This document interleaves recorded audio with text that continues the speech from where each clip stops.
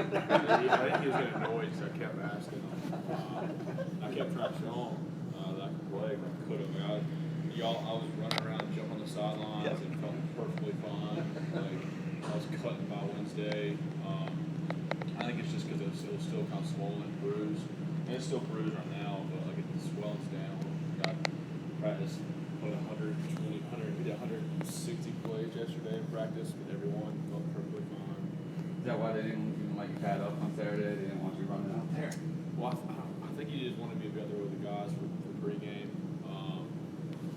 I don't really know why for pregame. So when I went out there, I kind of figured, all right, but the pregame, there's still a chance. So you're saying there's a chance.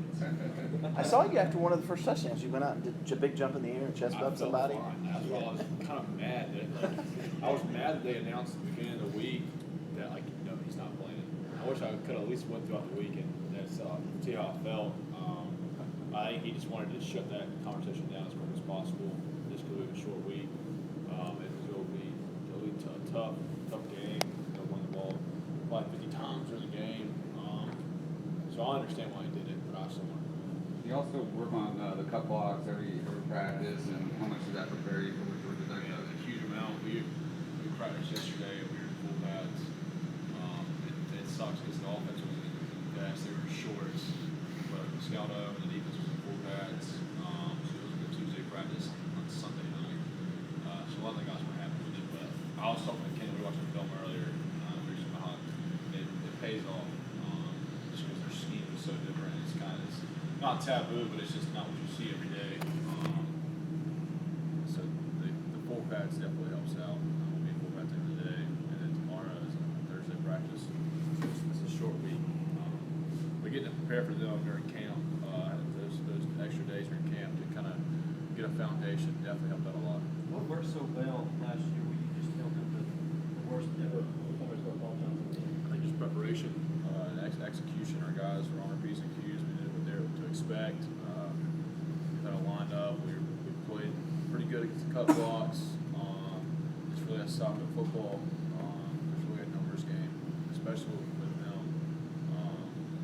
Having a guy, pitch guy, alley guy, just having each guy to do their assignment every snap. We did that pretty well last year. Is that what makes it so dangerous this year? You were a veteran defense last year, more so this year. A lot of inexperienced guys playing. Does that make it dangerous? Yeah, I mean, it's definitely, I think it stresses everybody out a little bit more, just because we haven't had guys that played it that much, especially with our D line. I mean, I think with fall camp yesterday, I think they already have a good foundation for it. So I think You said 160 plays yesterday. we did 163. But how difficult is that to do from week to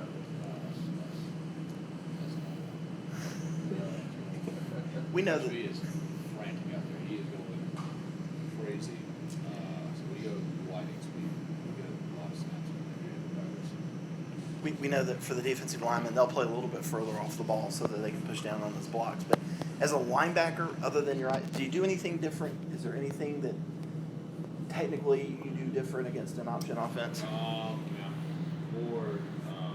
I'm ready to play a cut block more than often I would be, but it's still gets a gap in the assignment football. Play off your leverage. You read your keys. So it's pretty similar. Their scheme's different, but you kind of use the same fundamentals that you would in any other game. But just being quicker to play a cut block and being ready for it. A lot of times in the game, you don't think it's going to happen at all. You're not knowing now that many snaps. So just having your hands ready to fit that cut block. When you were a freshman, was that hard for you to adjust when you played in that first time? Was all the cut blocking? Well, I probably had a better foundation than some freshmen who just get to play easily every 4 years. But they obviously don't cut it as good as Georgia Tech does. So maybe it definitely was a transition that I wasn't used to. But I'm probably a little further along than most freshmen. I don't have to play that much freshman year. Talk about how you felt about Jamie Did Scales. in that game? I think so. Yeah, targeting. Yeah. Yeah. So I was out missing. But with that said, though, like, do you tell the younger guys, though, what to expect because you try to explain it, maybe until they actually experience it, they don't get it? Yeah, it's hard to kind of emulate it in our practice because it goes so quick. And that kind of know what to expect. They kind of know that they're going to get cut, or they're going to try to cut you every single snap. It's really just getting cut and how quick they run their offense. We faced a lot of tempo. Every team we faced has been tempo, or has tried to tempo, and we shut that down. But really, just playing the cuts, that's probably the main difference that they're not going to be used to. We've been kind of trying to simulate that. Going back to Saturday as an observer on the sidelines, one of the times I noticed you on the sidelines was celebrating after Jamie Skalski got a big hit. What did you tell him after that hit? I mean, I just went buck wild. He's a dog. I mean, he'll have a great career here. He's just a football player. I mean, he's just old school, and he has a lot of areas to grow mentally. He just finds a way to the ball every single snap. And that was probably one of the biggest hits I've ever seen in a game. He laid that dude out. Yeah. And I didn't know what the blitz was. I saw him just kind of run the line, and he just kind of disappeared, and out of nowhere, he just obliterates this dude. So it was an unreal hit. So I just went crazy. And I kind of treated him like a little brother, trying to kind of guide him, kind of bring him along. I know what his potential was going to be, and how good of a player he's going to be. So I try to help him out as much as possible. When I saw that, it was a great play. A lot of folks comparing him to you. What do you think about that comparison?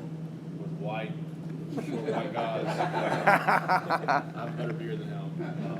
But I think our style of play is very similar. And his knack to find the ball is unreal. We haven't talked to you in a couple weeks. You had a pick against Auburn, and 3 different linebackers had picks against Troy. How bizarre is that? And other than Coach B's brilliant coaching, is there anything to which you attribute that? The drills that you do at practice, anything like that? Really just preparation. Kendall, I think mine and Kendall were really just preparation. Just kind of know what they're going to run, those bait routes, and Kendall just kind of get in the hole. Because we watched, there was a play by Jacksonville State, their linebacker made the exact same play. We probably watched that play 100 times. And like the way they caught the interception, like it was literally identical. So it was kind of cool to see him do that and just kind of see the preparation pay off. Dorian and Jalen was literally just living in the right place at the right time. Dorian literally just being ready for the screen, and there's a bad throw, and then Jalen just finding the tip ball. Theirs really just kind of lucky. It was awesome to see all 3 of them got an interception. I wish I could have got one. I was kind of waiting like, okay, this is my time. I'm about to get one. Obviously, it didn't work out. Rolled my ankle. But it was pretty cool. But you don't see that. This is one of those games as well. Your job a lot of the time is just going to be go hit Justin Thomas. Is that fun to play as a linebacker as opposed to chasing wide receivers and tight ends all over the field? Well, I have a lot more to do than just hit the quarterback. Right. I got a lot of other guys I got to hit. I'd much rather do that than have to cover a guy in the slot. So I honestly don't mind spread offenses because a lot of the time he has us blitzing a lot. Because I'd much rather have Van Smith or Corey Dre cover a guy than me. But I think I'm definitely able to cover a guy, but I'd much rather have to play an option or play the run 60 snaps than cover a guy for 60 snaps. So this is definitely a more looking forward to this game plan. I'm going to some other battle.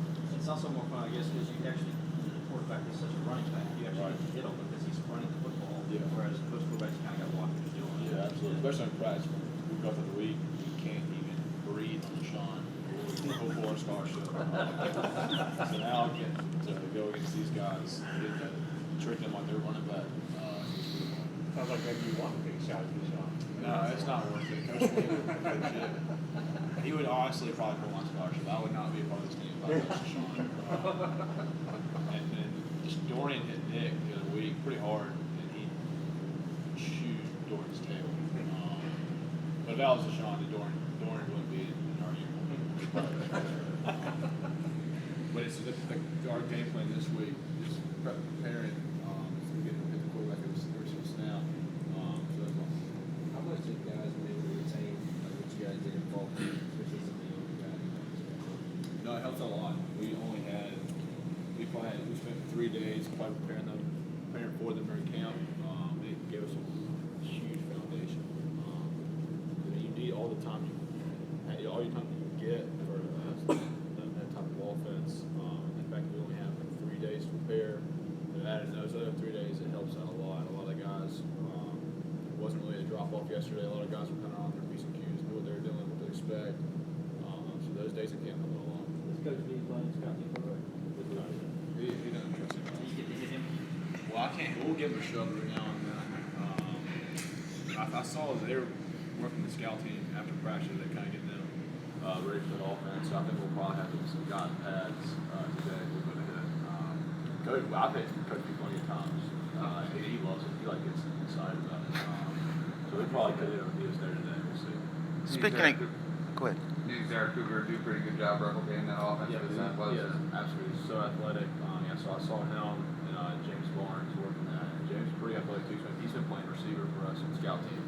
So he can move pretty well. So I think both of those guys will play dressing offense. Speaking of Dorian Daniel and the game plan, Dorian's been a big part of this game plan for Georgia Tech specifically last year and probably this year. What is it about his skill set that makes him such an asset to this particular game? I think it's just really such a simple game plan. There's not much that goes.